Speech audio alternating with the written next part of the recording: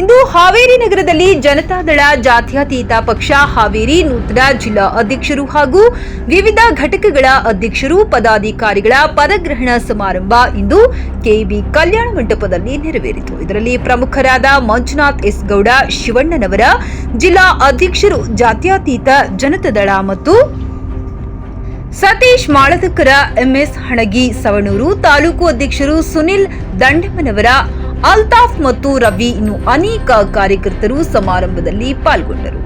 ವರದಿ Suresh Bevinamarada Viji voice news Kannada Haveri. Bharat माता की